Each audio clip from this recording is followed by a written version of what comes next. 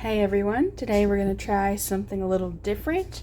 This is an Italian fig pie, and it uses fig jam, which you've probably heard me talk about having way too much of, so it's a great time to use that up.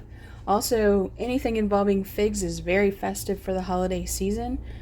I'm actually making this for a funeral reception, so not the best of times, but I'm grateful that I can provide some sustenance. So we're going to start with 1 1/4 cups of flour.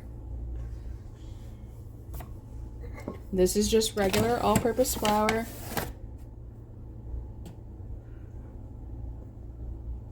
And then I need a 1/4 cup of sugar, just regular. I'm using golden sugar, but any of your regular sugar. And then what I'm going to do is mix that together a little bit and break up those clumps in that sugar. You'll notice I'm not using a bowl. This is one that you just do right here on the bench top. I do have this silicone mat down so that it doesn't make my kitchen a hot mess. Alright, so there's my flour and sugar mixed together. I need a 1/4 teaspoon of baking powder. Mix that right on top. A pinch of salt.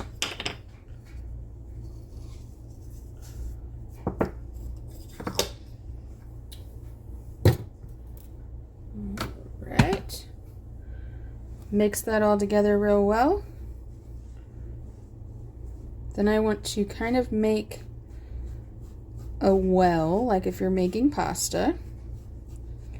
And I'm going to add in my wet ingredients to this section. So I'm going to start with 1/2 stick of butter. And I'm actually going to shave this butter with my peeler. I've never tried doing it this way before. But I had someone recommend it, so I figured I would try it and see how it goes.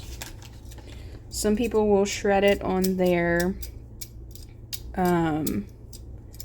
are they called? Well, I can't think of the word for it, but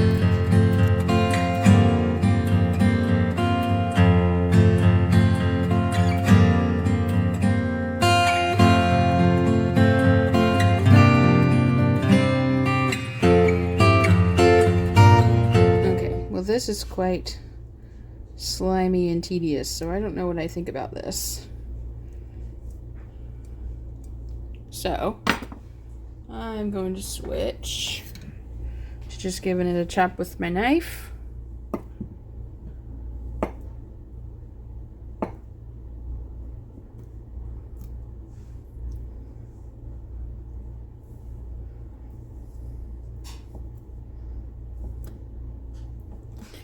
And the key is to get this butter as small as you can so that it will incorporate quickly and you won't overwork your dough. Alright.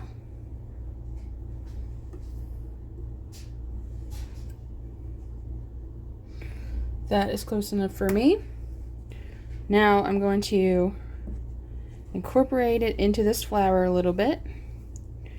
Not much. I don't want to work this very much.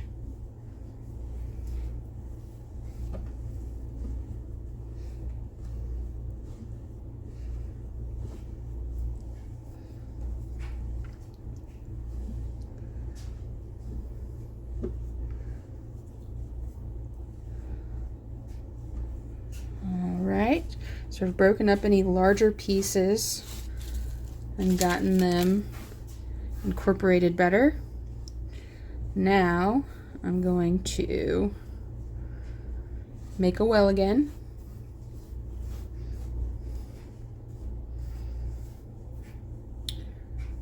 And add my wet ingredients. So now I need 1 egg.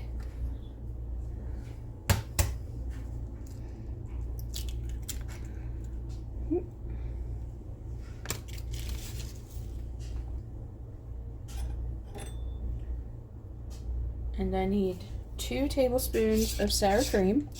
Just 1.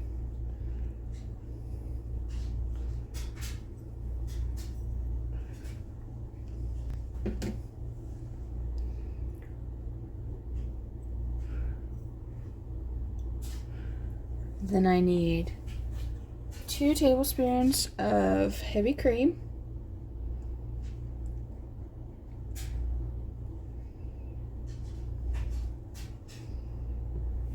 All right, and then we're just going to incorporate this all together.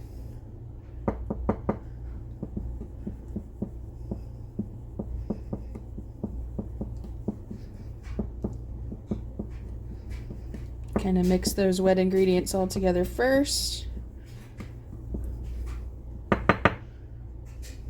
Then we're going to add in our flour.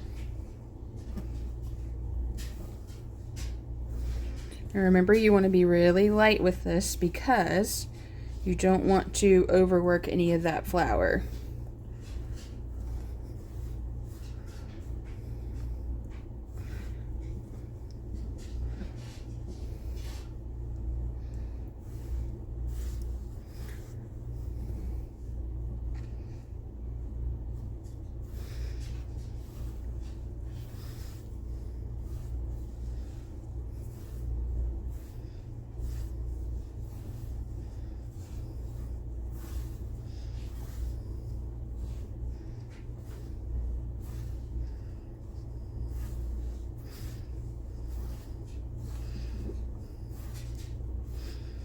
You can see I'm being really light with my hands. I'm basically just making sure that wet touches all of those dry ingredients.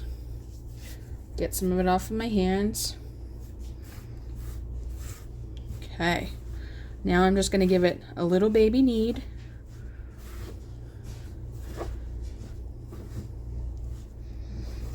And decide if I need any more liquid.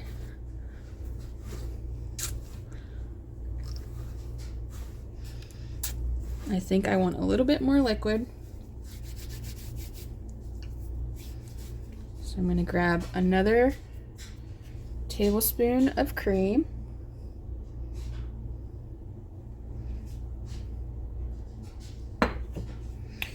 You do not want a dry dough. That's the last thing that you want, because that can also make your dough really tough.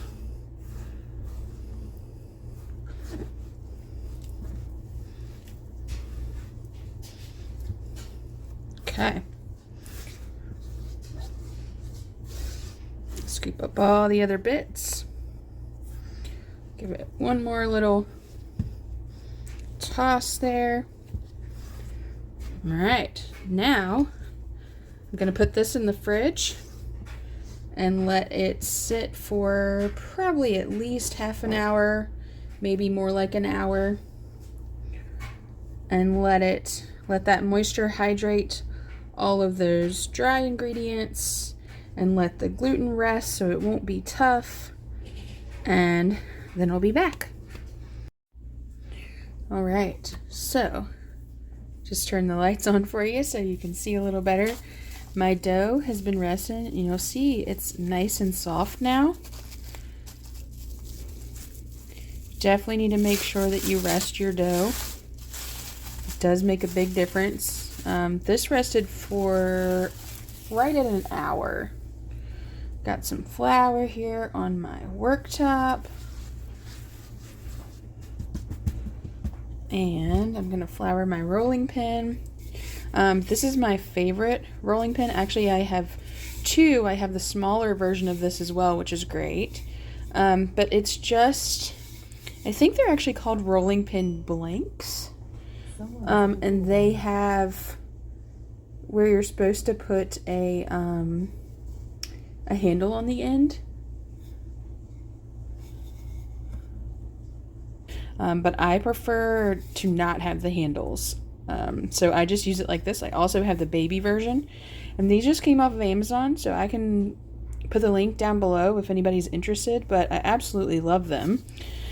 But so first thing I need to do is take a knife and save about that much of this. About a third. That's probably about a quarter, but we'll see how that does. And that's going to be for the lattice on the top. So, give this a good rolling out.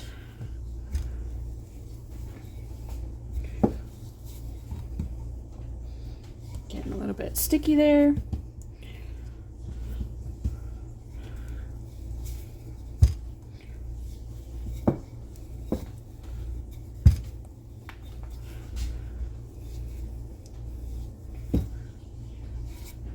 I'm starting to slide off of my bench here.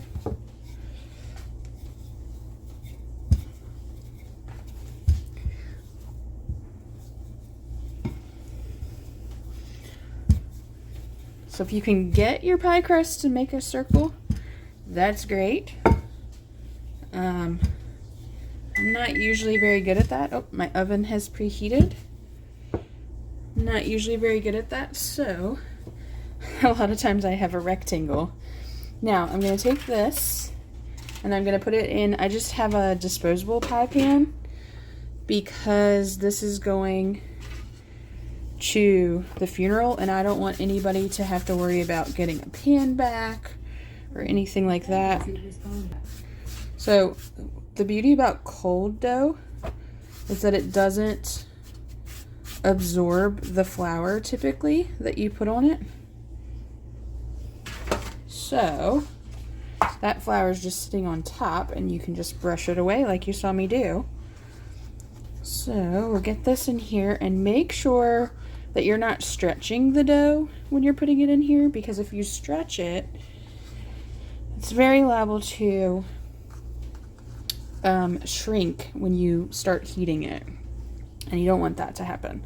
So, what I'm going to do next is run my knife around, and I'm going to leave myself kind of a generous extra bit around the edges there because I want to crimp my edges.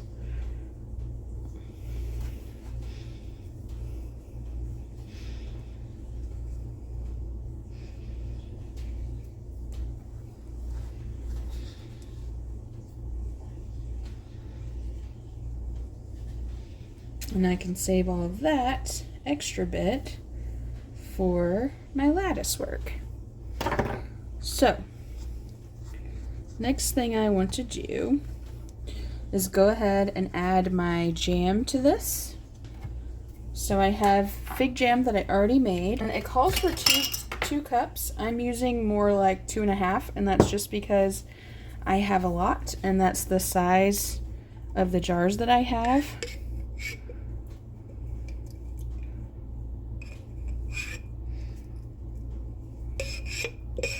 So this fig jam already has some cinnamon and nutmeg and those sorts of things in it, as most fig jam that you find or even make yourself probably will have. And these are from 2 different years, so I have 2 different colors, probably 2 slightly different recipes. And I'm just going to give that a little mix so that that thinner jam is mixed with the thicker one.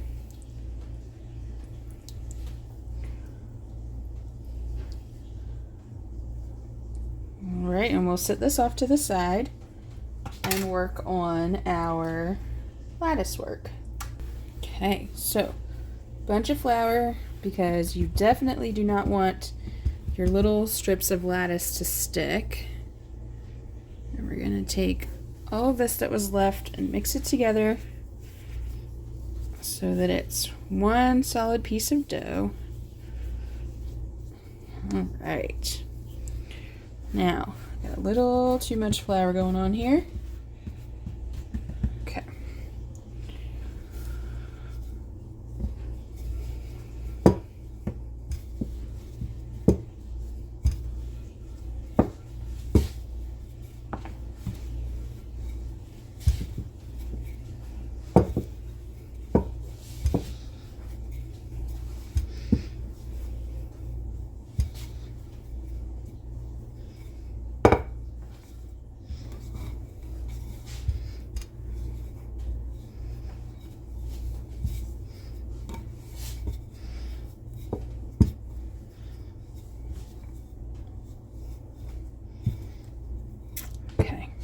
Now this doesn't have to be as large as your pie pan because you're not going to use all of this to make your pie. You're not covering your entire top of your thing. Grab a better knife.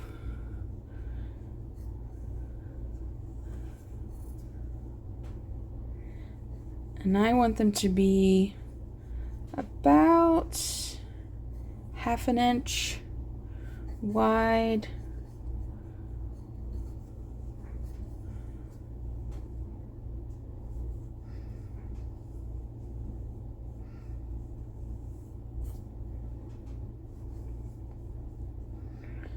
You can absolutely do this with a ruler and make them super even, but no one who is going to be enjoying this pie at the funeral is going to mind if my pieces are a little different shaped and a little wonky. It won't hurt anything.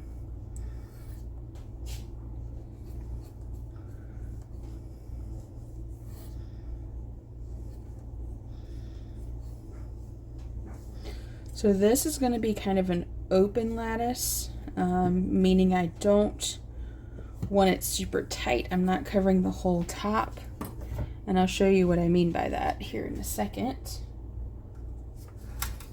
So let's put our pie right here, and we're going to take the longest ones first, and they will go in the middle, like so. You don't need them to come all the way up the sides because when you crimp your top, it's going to take care of that.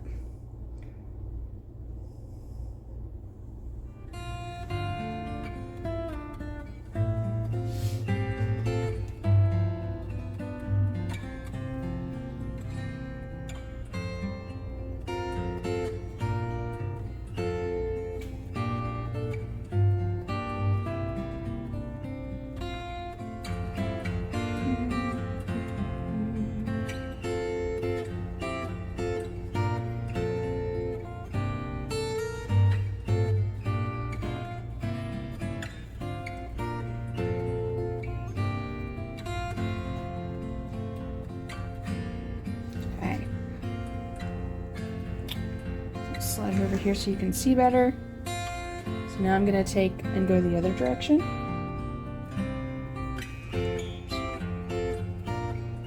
And just weave it in. Like so.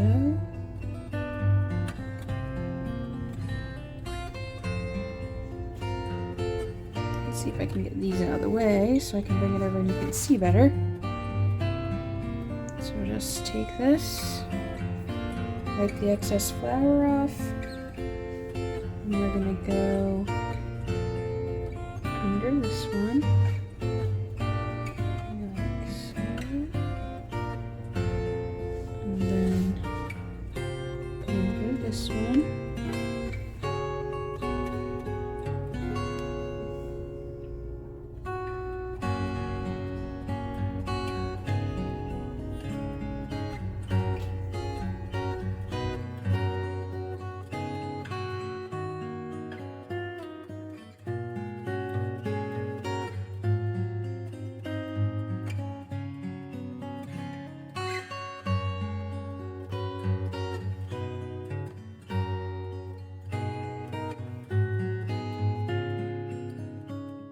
Okay, so that is the lattice part taken care of.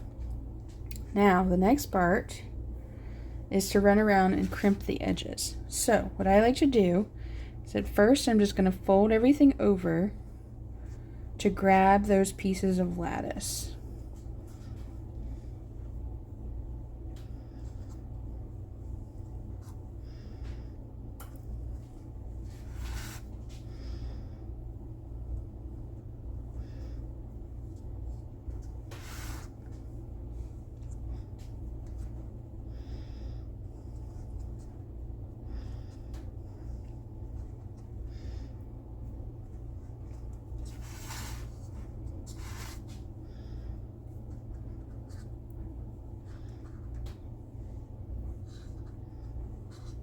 So you can see some places I don't really have enough, so I'm going to add a little more.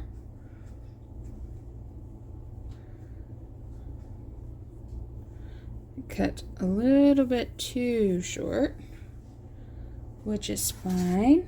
I can make it work.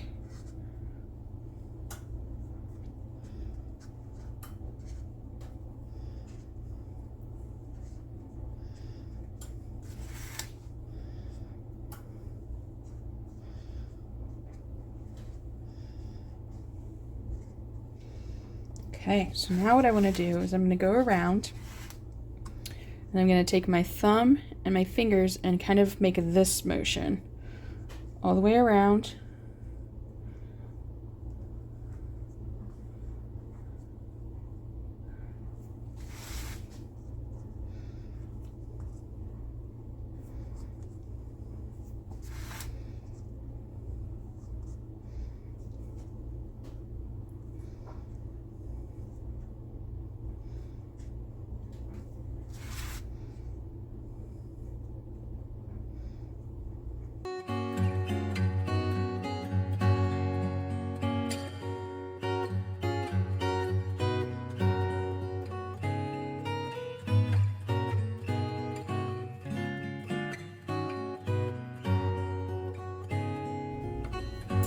Right, so the next step is to take some heavy cream and brush it on top.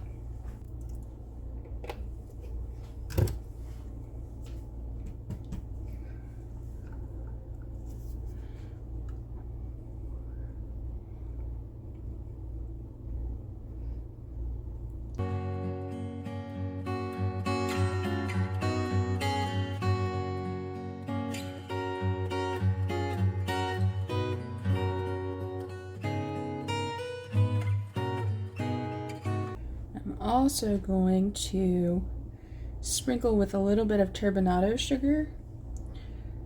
The recipe doesn't call for it, but I have it and I think it would make a nice addition. So that's what I'm going to do. So if you don't know what turbinado sugar is, it's the really chunky, crunchy sugar that doesn't dissolve when you bake. So it'll give a little crunch on top, a little something different. So this is going to go in the oven. I have my oven preheated to 425, but I'm going to drop it to 350 degrees now that I'm putting my pie in the oven. And the reason for that is you want that high temperature initially to make all of the moisture in the butter, all of the water that's still left in the butter, evaporate. And you want that to evaporate quickly. And when it does, that's what leaves the nice flaky crust behind. Okay, so 30 minutes in the oven, and this is what we have. Looks great. Now I'm going to let it cool. You can either eat this still warm. You obviously don't want to eat it right now. It's like lava. But you can either eat it at room temperature or you can warm it up in the microwave if you want it a little bit warm. You can chill it in the fridge and eat it cool if you want. It's all personal preference. I typically just serve it at room temperature and that seems to work well. But I hope you'll give it a try. And if you've made something like this before, I'd love to hear about it. If you're Italian and this is something that your family makes, I'd love to know if I did it right and did it justice. But anyways, thanks for coming along and checking out another recipe.